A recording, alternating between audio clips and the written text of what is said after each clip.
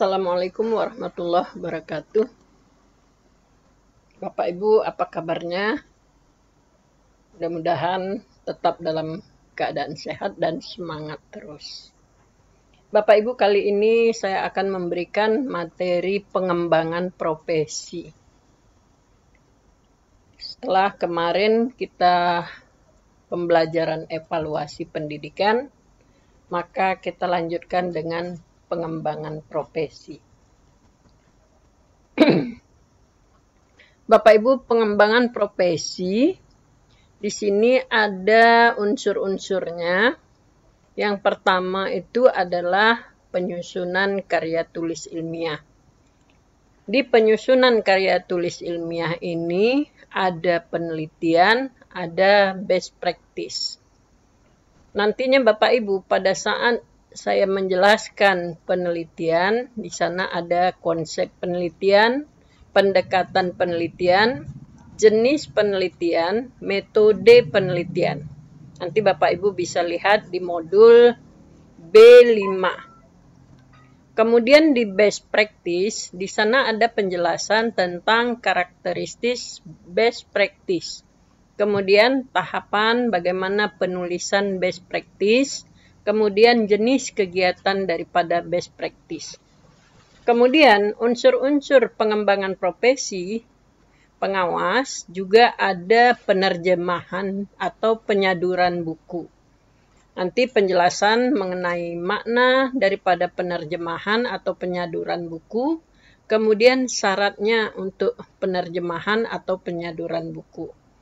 Kemudian yang ketiga, unsur pengembangan profesi pengawas itu adalah pembuatan atau penemuan karya inovatif. Di pembuatan karya inovatif, ada karya sains atau teknologi tepat guna, ada pengembangan penciptaan karya seni, ada pengembangan dan penyusunan standar, pedoman, dan sejenisnya.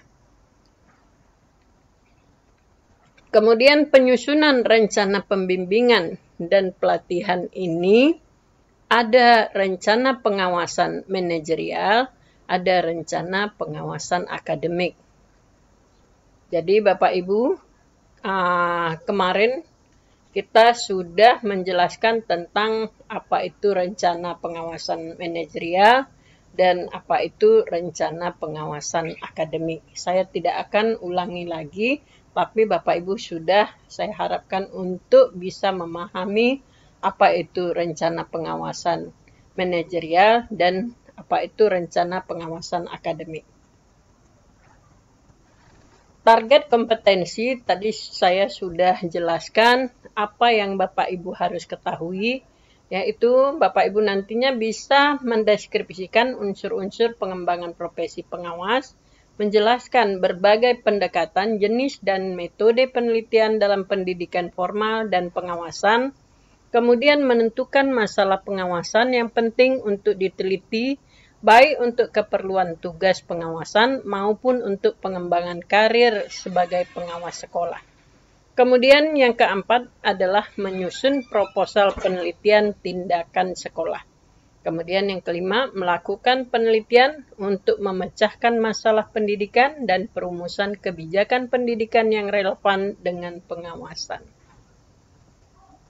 Target kompetensi yang keenam adalah menganalisis data hasil penelitian di bidang pendidikan maupun pengawasan, baik itu data kualitatif maupun data kuantitatif dengan jujur. Kemudian yang ketujuh, bagaimana Bapak Ibu nanti bisa menulis karya tulis ilmiah dalam bidang pendidikan dan atau bidang pengawasan dengan memanfaatkannya untuk perbaikan mutu pendidikan yang dilakukan dengan jujur tanpa ada plagiat. Kemudian yang kedelapan, bagaimana Bapak Ibu bisa menyusun rencana pengawasan akademik dan rencana pengawasan manajerial untuk membimbing dan mendiklat kepada guru tentang penelitian tindakan kelas atau PTK dan kepala sekolah tentang penelitian tindakan sekolah, baik mulai dari perencanaan, pelaksanaan, penulisan laporan hasil penelitian secara profesional.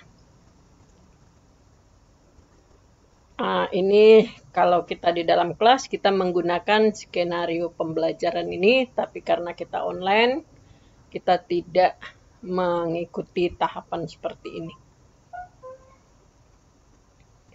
Ruang lingkup dan pengorganisasian pembelajaran, Bapak Ibu Permenpan RB nomor 21 tahun 2010 dan Peraturan bersama Mendikbud dan Kepala BKN nomor 1/3/PB 2011 dan nomor 6 tahun 2011, kemudian Permendikbud nomor 143 tahun 2014, di sana menjelaskan tentang pengembangan profesi pengembangan daripada pengawas. Yang pertama ada karya tulis ilmiah. Kemudian yang B ada terjemahan saduran, yang C ada karya inovatif. Bapak Ibu nanti akan dijelaskan lebih jelas kembali bagaimana Bapak Ibu menulis karya tulis ilmiah. Bagaimana Bapak Ibu membuat atau menerjemahkan saduran, kemudian bagaimana Bapak Ibu bisa membuat karya inovatif yang ada nilainya. Jadi karya inovatif ini ya, karya inovatif guru, karya inovatif Bapak Ibu ya, nanti ada penilaiannya. Kita lanjutkan unsur pengembangan profesi pengawas sekolah. Ini kalau kita di dalam kelas saya bisa bertanya kepada Bapak Ibu apa itu karya inovatif, apa itu karya tulis ya. Tapi karena kita online, ya ini kita lalui saja.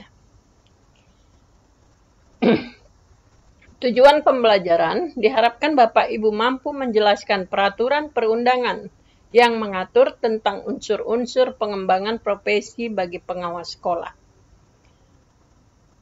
Indikator tadi sudah ya.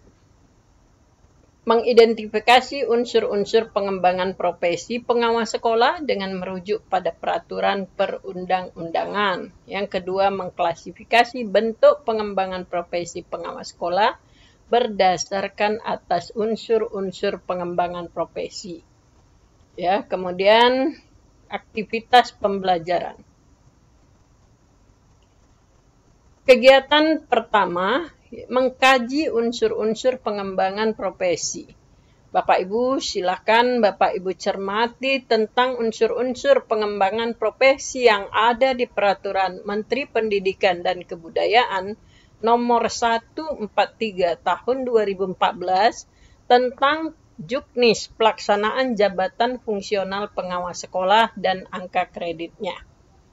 Nah, kalau Bapak Ibu dalam kelas, Bapak Ibu bisa mengerjakan secara berkelompok ya. Lembar kerja 11 modul B5 halaman 15. Ya, kemudian bisa Bapak Ibu presentasikan. Tapi karena ini kita online ya, ini tidak mungkin kita lakukan, tapi Bapak Ibu bisa mengerjakan masing-masing. Ya, bisa menjawab pertanyaan di LK11 modul B5 halaman 15. Pertanyaannya adalah peraturan yang mengatur tentang pengembangan profesi pengawas sekolah di peraturan nomor berapa. Kemudian unsur-unsur pengembangan profesi pengawas sekolah adalah apa itu ya. Nah, kemudian yang ketiga, penekanan pengembangan profesi pengawas sekolah adalah ya, nanti Bapak Ibu bisa jawab di lembar kerja 11.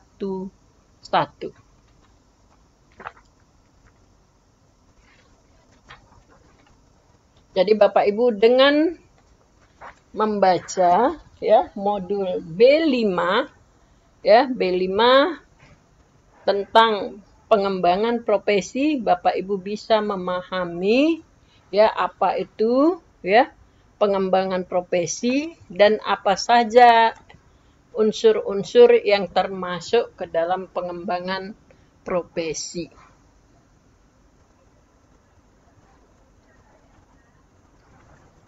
Saya lanjutkan. Jadi di penguatan KTI, karya tulis ilmiah. Ya, karya tulis ilmiah itu adalah penelitian, ya, ada penelitian, ya, ada gagasan, ada terjemahan atau saduran. Ya, jadi karya tulis ilmiah untuk pengawas itu ada penelitian, ada gagasan, ada terjemahan. Penelitian juga ini terbagi kepada dua. Penelitian yang diterbitkan atau dipublikasikan di tingkat nasional, kemudian penelitian yang diterbitkan, ya, atau dipublikasikan tidak nasional. Ya, yang diterbitkan secara nasional itu ada buku, ada jurnal. Yang diterbitkan yang tidak nasional juga ada buku, ada jurnal. Kemudian gagasan. Gagasan juga diterbitkan atau dipublikasikan di tingkat nasional. Ya, gagasan ini juga bisa berupa buku, bisa berupa jurnal. Kemudian gagasan ada juga yang diterbitkan tapi tidak nasional. Kemudian terjemahan. Terjemahan diterbitkan atau dipublikasikan di tingkat nasional. Ada juga terjemahan yang tidak dipublikasikan di tingkat nasional.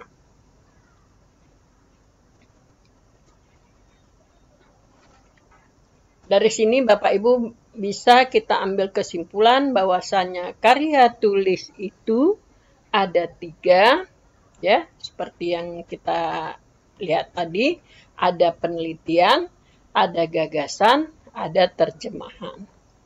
Ya. Untuk refleksi, ya, Bapak Ibu bisa mengisi format LK11 tadi, ya, di B5, maka Bapak Ibu banyak memahami tentang pengembangan profesi pengawas. Ya, setelah selesai, bukalah modul saudara untuk mengerjakan evaluasi.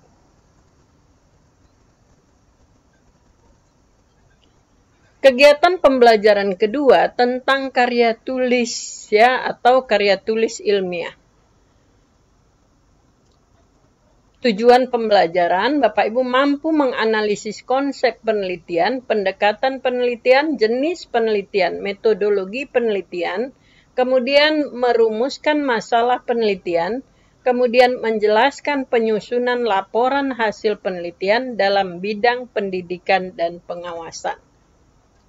Indikatornya, ya, Bapak Ibu bisa nantinya mengidentifikasi konsep daripada penelitian, pendekatan penelitian, jenis penelitian, metode penelitian dalam bidang pendidikan formal ataupun kepengawasan. Kemudian merumuskan masalah penelitian. Selanjutnya menjelaskan penelitian tindakan kelas, menjelaskan penelitian tindakan sekolah. Ya, kemudian ya ada PTK, ada PTS. Kemudian menjelaskan penelitian eksperimen, kemudian menjelaskan penelitian evaluatif, menjelaskan best practice, menguraikan langkah-langkah penyusunan laporan hasil penelitian, selanjutnya menjelaskan penyusunan bahan publikasi hasil daripada penelitian. Aktivitas pembelajaran, kegiatan 21, ya, pengkajian pendekatan penelitian. Ikuti penjelasan awal dari pengajar, ya. Artinya Bapak Ibu tetap membaca modul, ya. Nanti Bapak Ibu akan memahami bagaimana melakukan PTK, bagaimana melakukan PTS. Untuk LK2, Bapak Ibu bisa menjawab konsep penelitian adalah, kemudian perbedaan pendekatan kuantitatif dan kualitatif adalah. Ya, Bapak Ibu nanti akan bisa setelah Bapak Ibu membaca daripada modul B5, ya, tentang pengembangan profesi. Kemudian karakteristik PTK dan PTS. Apa beda penelitian tindakan kelas? Ya, apa beda dengan penelitian tindakan sekolah? Ya, kalau kualitatif ya, kuantitatif itu bersifat spesifik, jelas, rinci, serta bertujuan untuk menguji teori. Yang kuantitatif. Sedangkan kualitatif itu bersifat umum. Ya, dia terfokus pada penemuan teori, menggambarkan realitas kompleks, dan untuk memperoleh pemahaman makna dengan teknik pengumpulan data, observasi, wawancara, dan dokumentasi. Itu daripada perbedaan kuantitatif dan kualitatif. Selanjutnya, ya, bacalah dengan cermat topik metodologi penelitian, diskusikan hasil bacaan masing-masing secara berpasangan, kerjakan LK22. Ya, Bapak Ibu kerjakan masing-masing ya, sambil membaca, sambil memahami lembar kerja. Ya, ini modulnya di halaman 53 LK2. LK2, komponen dalam metodologi penelitian adalah objek dan subjek penelitian tindakan sekolah adalah siapa ya. Kemudian identifikasi jenis instrumen penelitian tindakan sekolah dan penelitian tindakan kelas. Jelaskan bagaimana kegunaannya. Kemudian jelaskan perbedaan bentuk dokumen data primer dan data sekunder dalam penelitian. Uraikan bagaimana teknik pengumpulan data untuk penelitian tindakan sekolah dan penelitian tindakan kelas. Kemudian tulislah masalah yang menjadi dasar best practice diperkuat dengan data dan bukti empiris lain. Ya. Penguatan. Hakikat penelitian itu adalah upaya mencari jawaban yang benar atas suatu masalah berdasarkan logika dan didukung oleh fakta empirik. Kemudian, kegiatan yang dilakukan secara sistematis melalui proses pengumpulan data, pengolah data, serta menarik kesimpulan berdasarkan data menggunakan metode dan teknik tertentu. Penelaahan terkendali yang mengandung dua hal pokok, yaitu logika berpikir dan data ataupun informasi yang dikumpulkan secara empiris. Ya, Sujana tahun 2001. Langkah-langkah penelitian. Ya, ada langkah-langkah penelitian. Yang pertama, merumuskan masalah. Merumuskan masalah itu adalah mengajukan pertanyaan untuk dicari jawabannya. Jadi, merumuskan masalah itu ya, mengajukan pertanyaan. Rumusan masalah, mengajukan pertanyaan. Ya, pertanyaan itu untuk dicari jawabannya. Kemudian mengajukan hipotesis. Mengajukan hipotesis itu adalah mengemukakan jawaban sementara. Ya, masih bersifat dugaan atau jawaban sementara ya, itu masih bersifat dugaan. Hipotesis itu diperoleh dengan mengkaji berbagai teori yang berkaitan dengan bidang ilmu yang dijadikan dasar. Nah, itu dia, mengajukan hipotesis, jawaban sementara. Kemudian verifikasi data adalah mengumpulkan data secara empiris, kemudian mengolah, ya, kemudian menguji kebenaran hipotesisnya. Tentukan jenis data, dari mana data tadi diperoleh, serta teknik untuk memperoleh data tadi. Jadi merumuskan masalah itu ya, sekalian ya di dalamnya pengkajian teori. Ya, dari rumusan masalah kita bisa ya mencari teori apa yang tepat dari masalah tadi. Ya, kemudian ajukan hipotesis, jawaban sementara. Ya, dari jawaban sementara tadi kumpulkan dan analisis data. Dari sini kita bisa membuat verifikasi data. Ya, kemudian dari verifikasi data ya, interpretasi hasil analisis data. Baru terakhir kita bisa menarik kesimpulan. Jadi menarik kesimpulan itu adalah menentukan jawaban-jawaban definitif atau setiap pertanyaan diajukan ya untuk menolak ataupun menerima jawabannya. Menerima dari hipotesis tadi. Ya, Bapak Ibu, untuk ini langkah-langkah penelitian, saya yakin Bapak Ibu bisa memahami ya tentang langkah-langkah penelitian ini. Mudah-mudahan dari sini Bapak Ibu nanti bisa membuat tulisan ya, bagaimana setelah kita melakukan kunjungan-kunjungan ke sekolah, baik itu melakukan supervisi akademik maupun supervisi manajerial, kita bisa membuat laporannya. Ya, jadi ini menjadi sebuah karya ilmiah nantinya. Ya, selanjutnya Bapak Ibu, ada penelitian, pendekatan penelitian. Ada pendekatan penelitian, ada penelitian kuantitatif, ada penelitian kualitatif.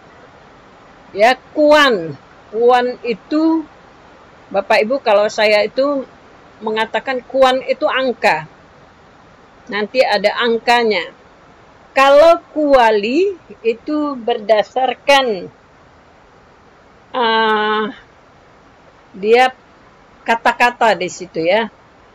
Baik, sedang ya. Cukup gitu ya. Jadi bahasa, dia berbahasa, tapi kuantitatif itu merupakan angka-angka. Jadi kuantitatif, penelitian kuantitatif itu bersifat spesifik, jelas, rinci, bertujuan untuk menguji teori dengan menggunakan teknik pengumpulan data kuesioner. Ada kuesioner, ada angket, tes, dan observasi. Sedangkan penelitian kualitatif itu pendekatan ya. Kualitatif itu berfokus pada penemuan teori, menggambarkan realitas yang kompleks, dan untuk memperoleh pemahaman makna dengan menggunakan teknik pengumpulan data observasi, wawancara, dokumentasi, serta peneliti sebagai instrumen.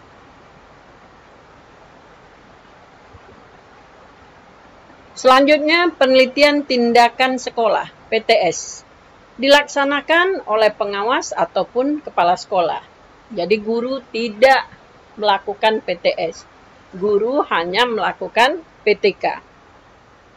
Jadi kalau pengawas dan kepala sekolah membuat laporan atau tulisan, itu namanya penelitian tindakan sekolah. Dilakukan di sekolah agar pengawas ataupun kepala sekolah dapat lebih profesional terhadap pekerjaannya, dapat memperbaiki praktek-praktek kerja, melakukan inovasi sekolah, serta mengembangkan ilmu pengetahuan terapan, professional knowledge. Ya. Tujuan daripada penelitian tindakan sekolah itu adalah untuk memperbaiki kondisi sekolah. Selanjutnya untuk meningkatkan mutu, input, proses, dan output sekolah. Selanjutnya mengembangkan inovasi input, proses, dan output sekolah. Selanjutnya meningkatkan kinerja kepengawasan. Kemudian meningkatkan kinerja sekolah yang terkait dengan mutu, inovasi, keefektifan, efisiensi, dan produktivitas sekolah. Kemudian meningkatkan kemampuan profesional pengawas sekolah. Jadi Bapak Ibu, dengan Bapak Ibu melakukan penelitian tindakan sekolah, ya banyak sekali manfaatnya. Ya, mulai dari awal memperbaiki kondisi sekolah, meningkatkan mutu, mengembangkan inovasi, meningkatkan kinerja kepengawasan, meningkatkan kinerja sekolah, meningkatkan kemampuan profesional kita sebagai pengawas, kemudian menumbuh kembangkan budaya akademik di lingkungan sekolah, mengembangkan ilmu terapan ataupun praktis. Jadi kalau seorang pengawas rajin melakukan penelitian, maka guru ataupun kepala sekolah yang dibinanya, ya, pengawas mengharapkan guru ataupun kepala sekolah juga akan melakukan penelitian. Karakteristik penelitian tindakan sekolah. Ya, ini PTS. Adanya tindakan nyata untuk menyelesaikan masalah. Bersifat kualitatif meskipun dapat menggunakan data kuantitatif. Didasarkan pada masalah ataupun tantangan nyata yang dihadapi pengawas sekolah. Kemudian adanya perubahan yang positif pada pengawas sekolah dan perubahan positif juga pada sekolah binaannya. Bapak Ibu tadi sudah mengenai penelitian tindakan sekolah, ya. Kemudian ada karya yang dilakukan oleh pengawas, itu namanya best practice. Best practice ini adalah untuk mendeskripsikan ataupun menguraikan pengalaman terbaik dari keberhasilan seorang pengawas sekolah dalam melaksanakan tugasnya. Kemudian best practice ini mengatasi berbagai masalah dalam melaksanakan pengawasan kepada sekolah binaan, kepala sekolah, ataupun guru binaan.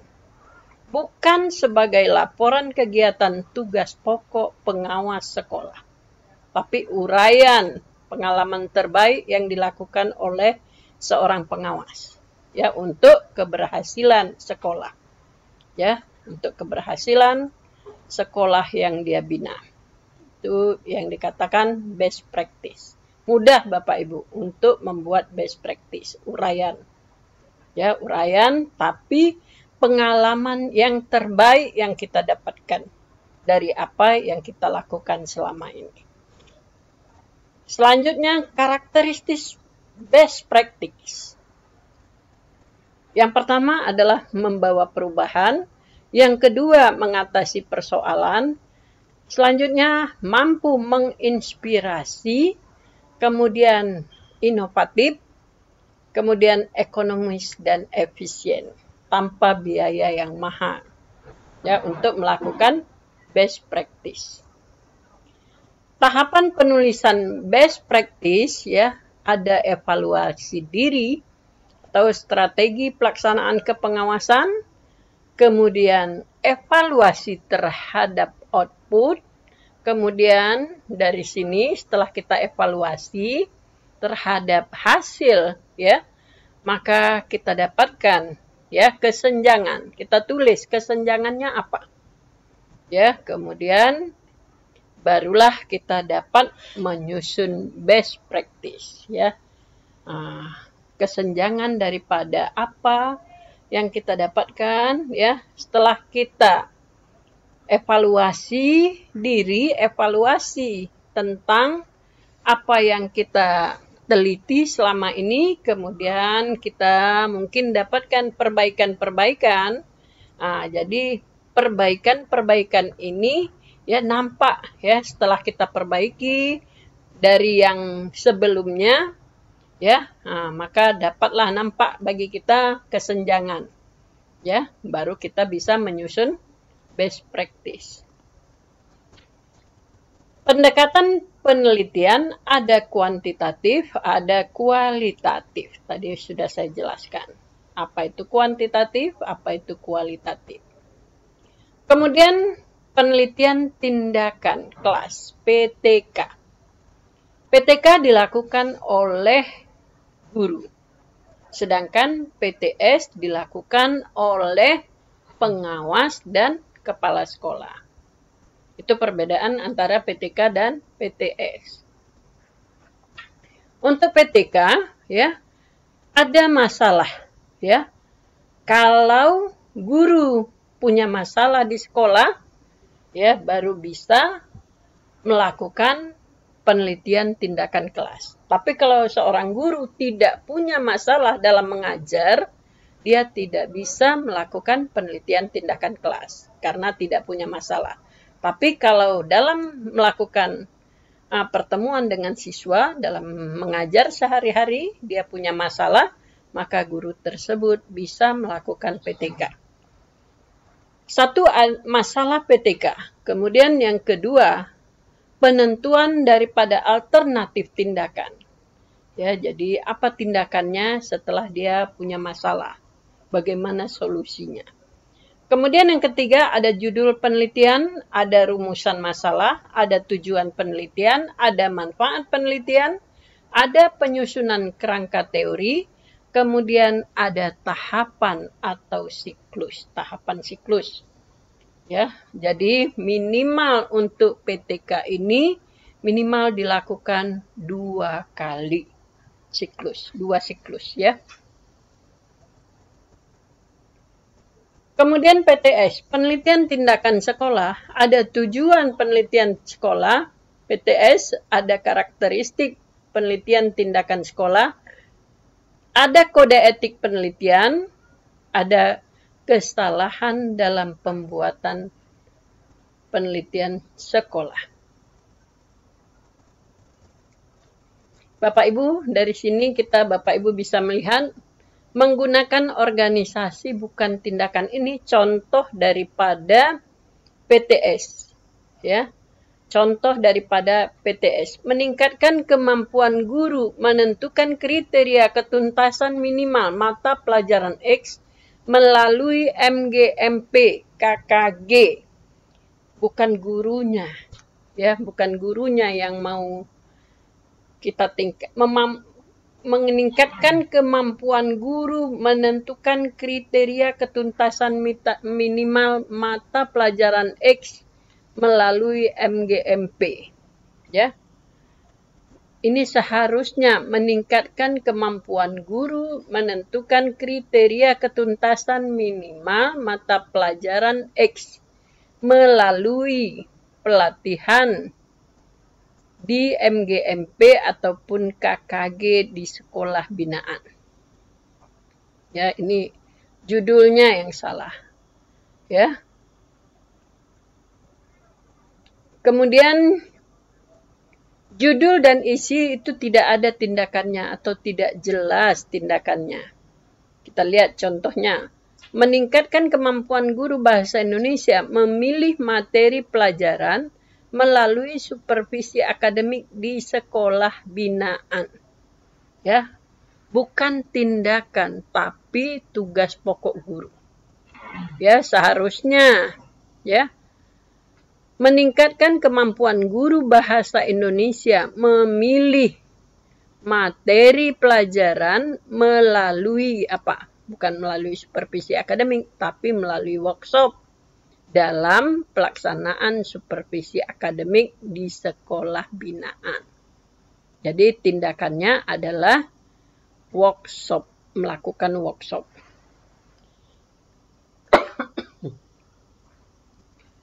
PTS rasa PTK. Nah, ini PTS rasa PTK. Contoh, judul. Peningkatan kemampuan guru kelas 6 menerapkan model belajar STAD pada pembelajaran IPA, materi perkembangan makhluk hidup di 10 SD binaan, UDPK Kecamatan Karangan Kabupaten Trenggalek, semester 1 2017-2018. Subjek yang ditampilkan dalam PTS hanya 1 guru. Ya, dalam mengajar semua. Yang dilampirkan hasil kerja siswa itu, padahal PTS sasarannya tidak boleh siswa. PTS itu yang menjadi fokusnya adalah guru, bukan siswanya. Ya, jadi seharusnya judulnya peningkatan kemampuan guru kelas 6 menerapkan model belajar STAD pada pembelajaran IPA, materi perkembangan makhluk hidup melalui peer teaching ataupun pelatihan di 10 SD binaan UDPK Kecamatan Karangan Kabupaten Trenggalek semester 1 tahun 2017-2018. Jadi subjeknya adalah guru. Kemudian penelitian eksperimen. Ada kelompok eksperimen, ada kelompok kontrol. Penelitian evaluatif adalah merupakan prosedur ilmiah yang sistematis yang dilakukan untuk mengukur hasil program. Ya, keefektifan suatu program sesuai dengan tujuan yang direncanakan dengan cara mengumpulkan, menganalisis dan mengkaji pelaksanaan program yang dilakukan secara objektif.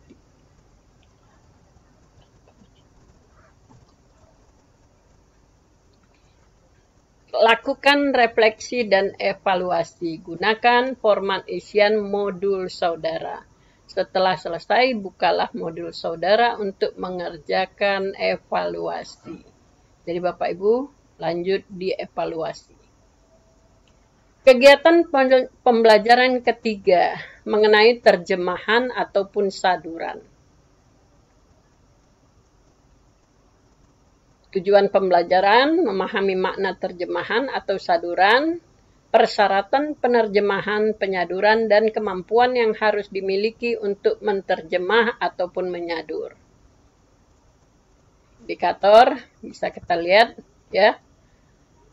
Nah, kemudian modul halaman 68, kegiatan 31, mengidentifikasi makna dan syarat penerjemahan ataupun penyaduran.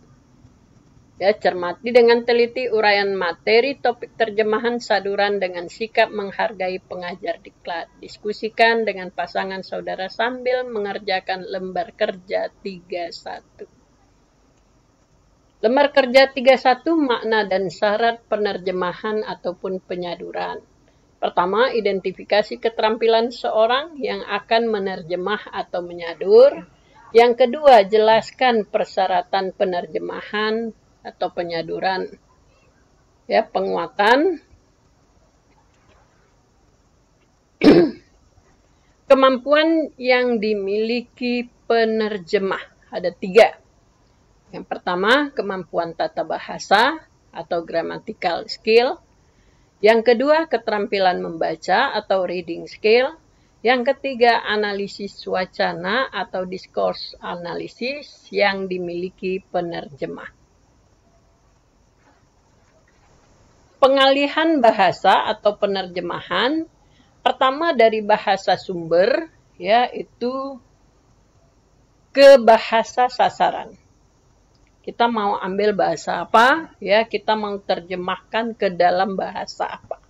Bahasa sumbernya, bahasa apa yang ada, kemudian kita bahasa sasaran, bahasa apa yang mau kita alihkan ke sasaran tadi. Misalnya bahasa sumber adalah bahasa Inggris, bahasa sasarannya mana tahu kita ingin menerjemahkan ke dalam bahasa Indonesia, maka bahasa sasarannya adalah bahasa Indonesia atau sebaliknya. Refleksi dan evaluasi. Ya, gunakan format isian modul saudara.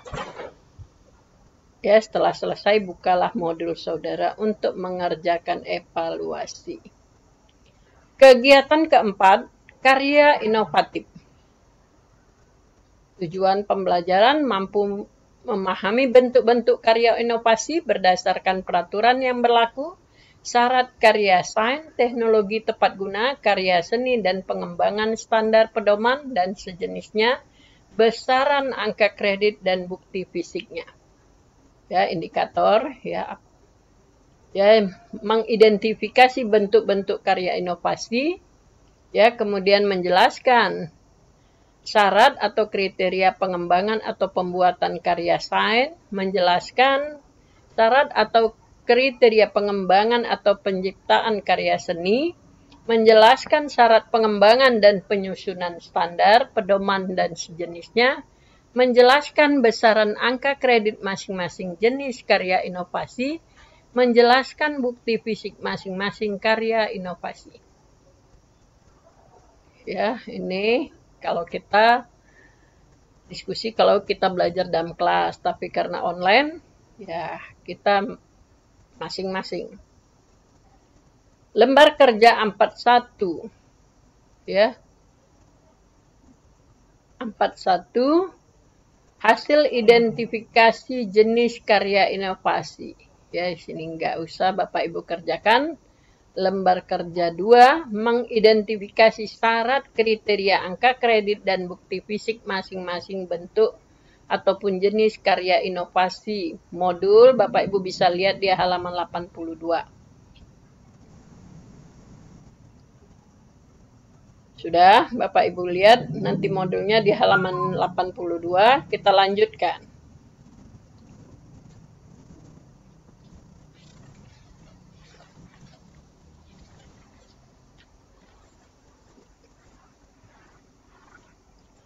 Lembar kerja 42.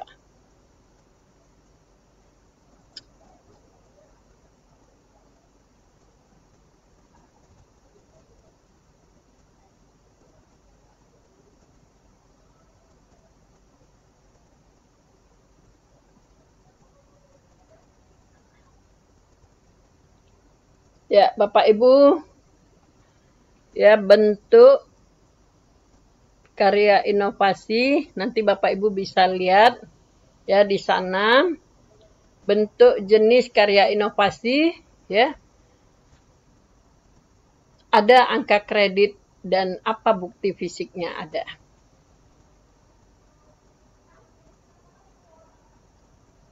Jenis karya inovasi pengawas, ya. Karya sains, teknologi tepat guna, penyusunan dan pengembangan standar pedoman soal, dan lain-lain. Kemudian karya seni.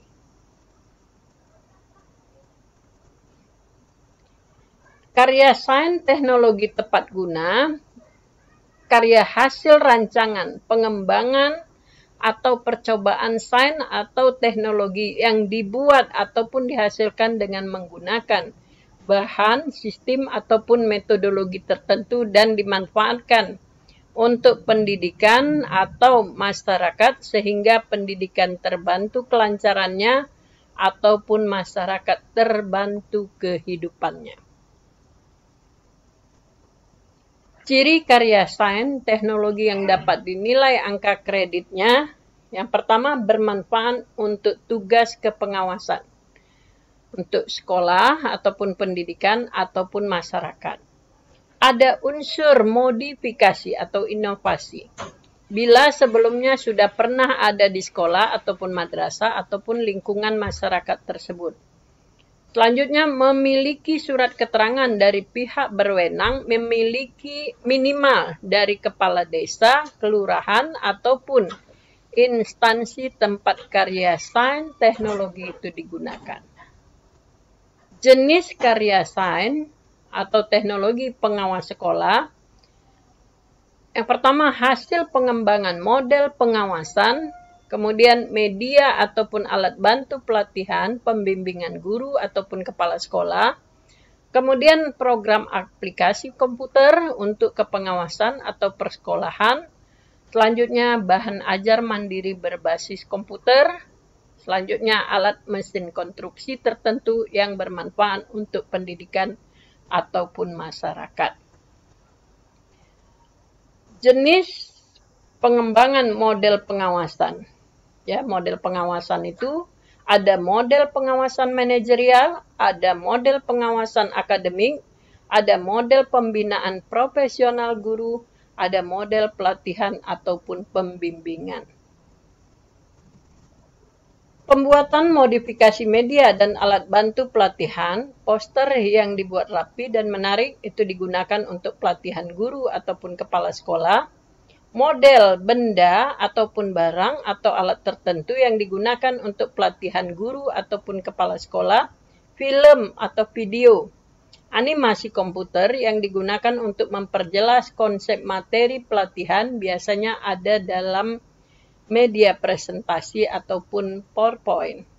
Kemudian alat bantu pelatihan pembimbingan tertentu yang digunakan untuk pelatihan guru ataupun kepala sekolah. Jadi ini Bapak Ibu untuk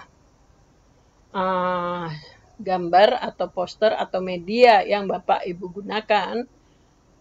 Ini yang ada nilainya, yang ada angka kreditnya nantinya. Bahan ajar mandiri berbasis komputer untuk guru ataupun kepala sekolah. Bahan ajar mandiri berbasis komputer untuk guru itu harus lengkap satu materi yang dapat digunakan secara mandiri tanpa kehadiran pengawas. Bahan ajar mandiri berbasis komputer untuk kepala sekolah lengkap satu materi yang dapat digunakan secara mandiri tanpa kehadiran pengawas. Ya, ini untuk bahan ajar mandiri komputer ya. Program aplikasi komputer, ada pengawasan, ada manajemen sekolah, ada pembelajaran, ada penilaian. Alat mesin konstruksi yang bermanfaat untuk pendidikan ataupun masyarakat, ya. Jadi konstruksi tertentu itu untuk keperluan masyarakat. Ya, ini juga ada nilainya. Kompleks ataupun sederhana. Kompleks nilainya 4, sederhana nilainya 2. Tingkat inovasinya itu ada nilai manfaat, ukuran, waktu ataupun lamanya pembuatan. Semakin lama pembuatan alat media atau alat tadi, maka nilainya semakin tinggi.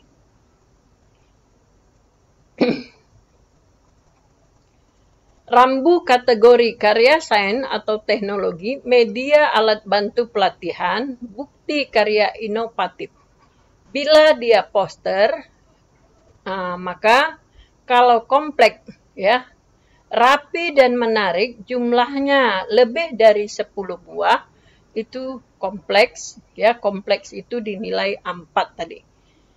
Poster yang sederhana, rapi dan menarik, jumlahnya antara 8 dan 10. Kemudian model benda atau barang atau alat bantu tertentu. Kompleks itu jumlahnya lebih dari 5 buah. Sedangkan yang sederhana jumlahnya 4 sampai 5 buah. Film, video, animasi atau komputer durasinya itu harus lebih dari 45 menit. Sedangkan yang sederhana durasinya lebih antara 30 sampai 45 menit. Jadi kalau Bapak Ibu mau yang nilai tinggi, maka ikuti syarat-syarat kompleks. Kalau mau nilainya agak rendah sedikit, ikuti yang sederhana. Menemukan karya seni, hasil budaya manusia yang merefleksikan nilai-nilai dan gagasan manusia yang diekspresikan secara estetik dalam berbagai bentuk seperti ada rupa, ada gerak, ada bunyi, ada kata.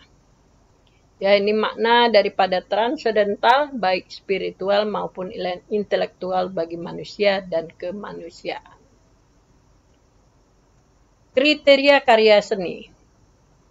Diekspresikan secara estetika dalam berbagai medium seperti rupa, gerak, bunyi, dan kata, diakui oleh masyarakat adalah karya seni yang dipertunjukkan atau dipamerkan ataupun dipublikasikan kepada masyarakat minimal di tingkat kecamatan, kabupaten, ataupun kota.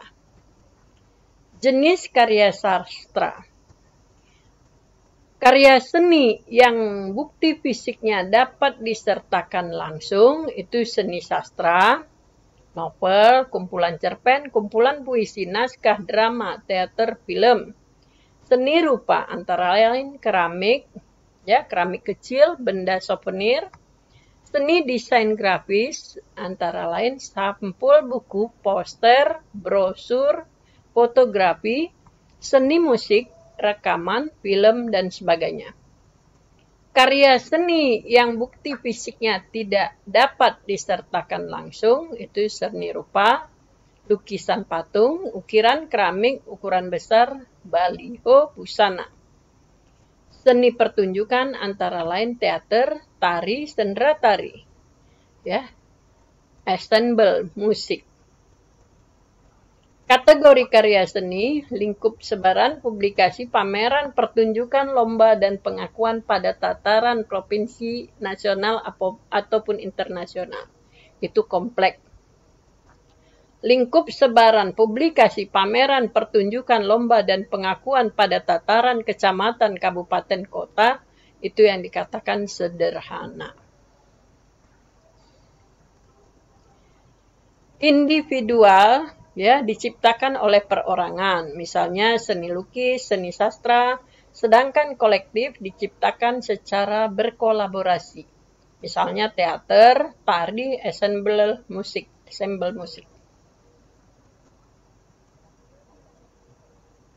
Bukti fisik karya seni dengan bukti fisik yang dapat disertakan langsung selain karya sastra. Karya yang telah dibuat dengan menyertakan keterangan identitas pencipta disahkan oleh Korwas, Koordinator Pengawas. Laporan pembuatan dan penyusunan, surat pernyataan kepemilikan keaslian dan belum pernah diusulkan untuk kenaikan pangkat sebelumnya dari Korwas. Surat keterangan telah dipamerkan, dipertunjukkan, dipublikasikan, direkam, dan diedarkan secara luas di tingkat kecamatan, kabupaten, kota, ataupun provinsi, nasional, internasional dari panitia ataupun pejabat.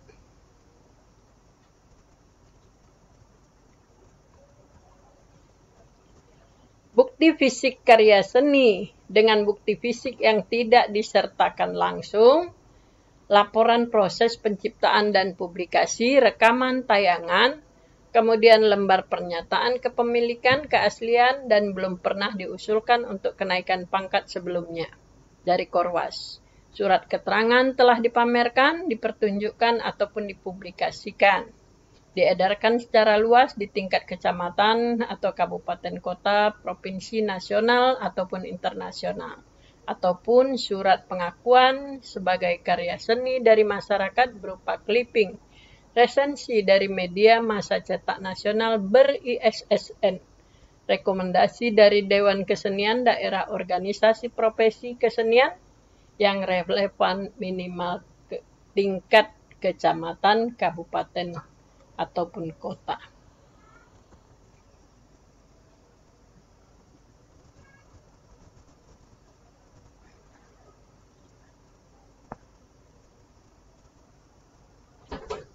Kategori kriteria karya seni. Bapak Ibu, untuk kategori kriteria karya seni, jenis karya sastra, buku novel itu 2 judul. 2 judul, Bapak Ibu dapat angka kredit 4. 1 judul angka kreditnya 2. Naskah drama 2 judul ya dapat 4, 1 judul dapat 2. Begitu seterusnya sampai di bawah Bapak Ibu penjelasannya. Ya. Ya, ini juga sama. Film ya, 30 menit dapat 4. Ya, kalau sederhana 2 angka kreditnya 15 menit. Ya, lagu yang direkam kalau 6 judul ya 4 kreditnya. 3 judul 2 angka kreditnya, naskah arrangement 10 judul 4 kreditnya, 5 judul 2 angka kredit. Kemudian ya kreasi busana 10 jenis 4 angka kredit, 5 jenis 2 angka kredit. Kemudian lukisan, patung, ukiran, keramik, seni, fotografi, souvenir. Jika 6 judul ya, lukisan, patung, ukiran, keramik 6 judul, 4 angka kredit. Ya, seni fotografi. Seni fotografi 20 judul, 4 angka kredit, souvenir 10 judul, 4 angka kredit. Ya, lukisan, patung, ukiran, keramik 3 judul 2 angka kredit, seni fotografi 10 judul 2 angka kredit, souvenir 5 judul 2 angka kredit. Kemudian kompleks nilai seni lingkup sebaran publikasi sederhana, jika sederhana angka kreditnya 2. Kerangka isi laporan portofolio penciptaan karya seni. Bapak Ibu ada sampul depan, ada kata pengantar atau pencipta, ada daftar isi, ada daftar tabel atau gambar. Bagian pertama ada pendahuluan, bagian kedua proses penciptaan dan publikasi, bagian ketiga penutup, bagian keempat ya. Selanjutnya referensi dan kepustakaan. Harus dilampirkan biodata ringkas pencipta, lembar pernyataan Korwas ya tentang keasliannya, bukti pengakuan rekomendasi dari Dewan Kesenian, kemudian bukti lain pendukung jika ada, kemudian clipping resensi dari media massa cetak, ya, kemudian bukti sertifikat penghargaan telah memenangkan lomba karya seni dan sebagainya. Sampul depan itu memuat judul, nama pencipta, NIP, nama, lokasi dinas pendidikan. Bagian pendahuluan itu memuat latar belakang, ide penciptaan, makna dan tujuan. Bagian kedua memuat bahan, alat ukuran, lama pengerjaan, deskripsi, proses kreatif dari pra penciptaan. Hingga pasca penciptaan dikuatkan dengan foto-foto ataupun rekaman audio, audiovisual, dan deskripsi. Kegiatan pameran, publikasi, pertunjukan disertai katalog dan foto-foto ataupun rekaman audiovisual. Kemudian prosedur menilai karya seni. Ya, cermati bukti kegiatan, buku, laporan video, foto, dan sebagainya. Pastikan keasliannya. Kemudian tentukan kategori. Ya, apakah Bapak Ibu diberikan nilai 4 ataukah 2 ataupun ditolak. Sudah Bapak Ibu refleksi dan evaluasi. Lakukan refleksi ya, gunakan format isian modul saudara. Ya.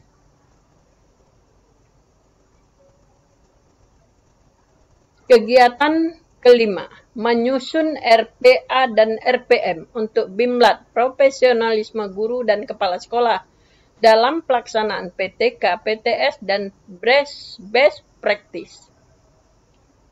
Setelah mempelajari RPA dan RPM, diharapkan saudara mampu menyusun best practice serta RPA dan RPM untuk BIMLAT, profesional guru dan kepala sekolah dalam menyusun PTK, PTS, dan best practice. Indikator sama untuk menyusun RPA, RPM, dan best practice. Aktivitas pembelajaran, ya Bapak Ibu gunakan modul halaman 96, 97, 98. Ya.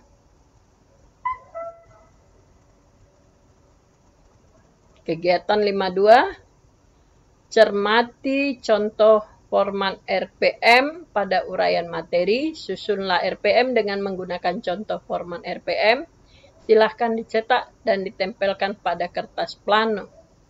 Ya, karena kita belajar online, nggak mungkin ini kita lakukan. Ya, tapi Bapak Ibu harus melihat contoh format RPM. Di kegiatan 52, Bapak Ibu telaah dan baca sampai tuntas. Mudah-mudahan ada manfaatnya bagi Bapak Ibu semuanya. Ini sangat bermanfaat saya lihat. Karena Bapak Ibu ketika mau naik pangkat, ya, Bapak Ibu harus lakukan ini semua. Rencana pengawasan akademik, rencana pengawasan manajerial, sistematika, rencana pengawasan akademik, dan rencana pengawasan manajerial, ada aspek ataupun masalah. Kemudian tujuan dan sasaran, indikator, indikator keberhasilan, waktu, strategi, skenario, sumber daya. Sistematika best practice ada bagian awal, halaman judul, lembar persetujuan, kata pengantar, daftar isi, daftar tabel, daftar gambar, dan daftar lampiran bila ada, serta abstrak ataupun ringkasan. Bagian isi bab 1, yaitu pendahuluan, latar belakang masalah, rumusan masalah, tujuan dan manfaat. B. Kajian tinjauan pustaka. Kemudian C. Bab pembahasan masalah, menguraikan langkah-langkah dalam memecahkan masalah yang dituangkan secara rinci, kendala yang dihadapi dan cara pemecahan masalah, hasil yang dicapai. D. Bab simpulan, dan yang terakhir bagian penunjang, ada daftar pustaka dan lampiran-lampiran tentang semua data yang dipakai untuk menunjang tulisan tersebut. Bapak Ibu, tugas pokok 10 menyusun BIMLAT profesional guru di KKG. Ini Bapak Ibu nggak usah lakukan, ya. Nanti saya akan berikan tugas untuk Bapak Ibu. Rangkuman. Rencana pengawasan akademik RPA dan rencana pengawasan manajerial merupakan kegiatan supervisi pengawas sekolah disusun itu di awal tahun. Tujuan rencana pengawasan akademik adalah untuk menyelesaikan masalah akademik guru binaan, baik bersifat individu maupun kelompok. Sedangkan tujuan rencana pengawasan manajerial adalah menyelesaikan masalah manajerial yang dihadapi kepala sekolah secara individu maupun kelompok. Refleksi dan tindak lanjut. Ini Bapak Ibu pahami, nanti mana yang tidak jelas boleh Bapak Ibu tanyakan. Bapak Ibu, demikian pertemuan kita untuk kali ini, mudah-mudahan ada manfaatnya. Saya akhiri. Assalamualaikum warahmatullahi wabarakatuh.